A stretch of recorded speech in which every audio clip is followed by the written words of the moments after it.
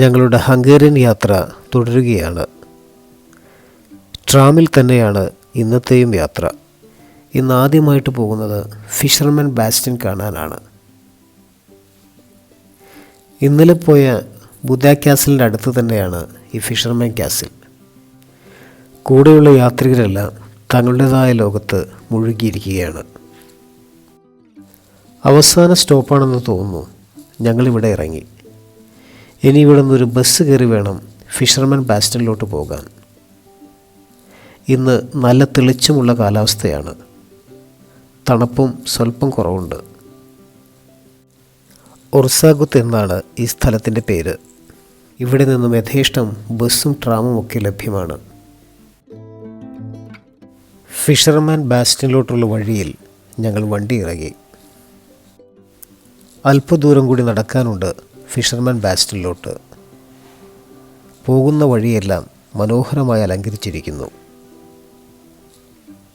മാത്തിയസ് ചർച്ചാണ് ഇക്കാണുന്നത്. The church of our lady of Budapest എന്നും ഇതറിയപ്പെടുന്നു. 1050കളിൽ നിർമ്മിക്കപ്പെട്ട ഒരു ചർച്ചാണിത്. ഹംഗേറിയൻ രാജാക്കന്മാരുടെ കിരീടധാരണമെല്ലാം ഇവിടെ വെച്ചായിരുന്നു മുൻകാലങ്ങളിൽ നടന്നിരുന്നത്. വഴികളെല്ലാം അതിസുന്ദരമാണ്. ചെറിയ ചില ഭക്ഷണശാലകളെല്ലാം ചുറ്റും കാണുന്നുണ്ട്. നേരെ മുന്നിൽ കാണുന്ന പിരമിഡാകൃതിയിലുള്ള ചില നിർമ്മിതികളാണ് ഫിഷർമാൻ ബാസ്റ്റ്യൻ എന്നറിയപ്പെടുന്നത്.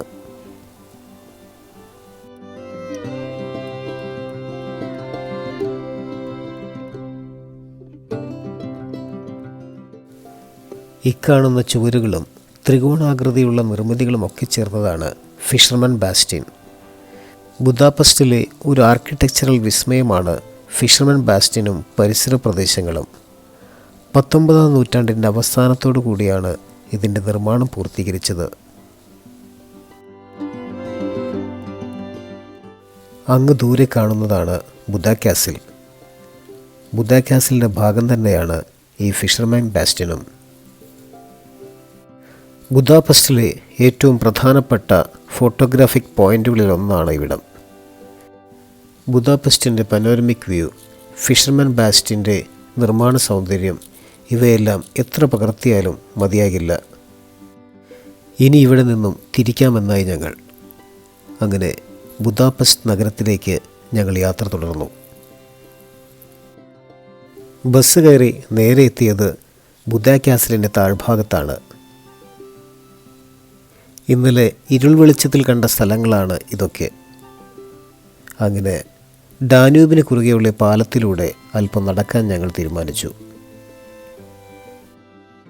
യൂറോപ്പിലെ ഏറ്റവും നീളം കൂടിയ രണ്ടാമത്തെ നദിയാണ് ഡാന്യൂബ്. ഒരുപാട് ചരിത്ര സംഭവങ്ങൾക്ക് സാക്ഷ്യം വഹിച്ച മഹത്തായ ഡാന്യൂബിന് കുറുകെ ഞങ്ങൾ മെല്ലെ നടന്നു നീങ്ങി. ഇവിടെ നിന്നാൽ ഹംഗേറിയൻ പാർലമെൻറ്റും മറ്റു പ്രധാന നിർമ്മിതികളൊക്കെ വളരെ വ്യക്തമായി കാണാൻ സാധിക്കും. ഇനി ലഞ്ച് കഴിക്കണം. ഏതെങ്കിലും ഹംഗേറിയൻ ട്രഡീഷണൽ റെസ്റ്റോറൻറ്റിൽ നിന്നും കഴിക്കാമെന്നായി ഞങ്ങൾ. കൂടെയുള്ള ഷമീറിന് ഇന്ത്യൻ വിഭവങ്ങളാണ് താല്പര്യം. അദ്ദേഹം ഏതോ ഒരു ഇന്ത്യൻ റെസ്റ്റോറൻറ്റ് തപ്പിക്കണ്ടുപിടിച്ചു. ഞാനും പ്രിയേഷും ഹംഗേറിയൻ ട്രഡീഷണൽ വിഭവം തന്നെ കഴിക്കാനുള്ള പരിപാടിയിലാണ്.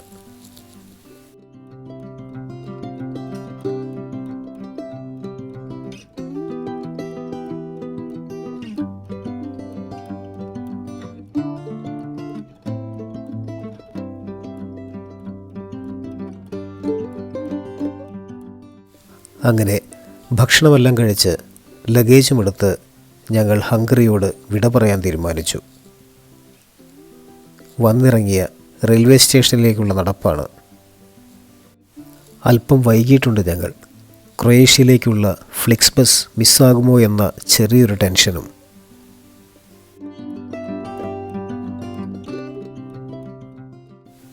ഒട്ടും വൈകാതെ തന്നെ ഞങ്ങൾ ബസ് സ്റ്റേഷനിൽ എത്തിച്ചേർന്നു.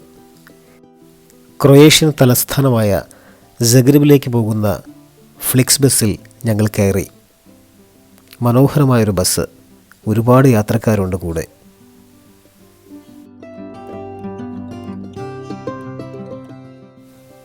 ഇനി ഏതാണ്ട് 2 മണിക്കൂറിലേറെ യാത്രയുണ്ട് ക്രൊയേഷ്യയിലേക്ക്.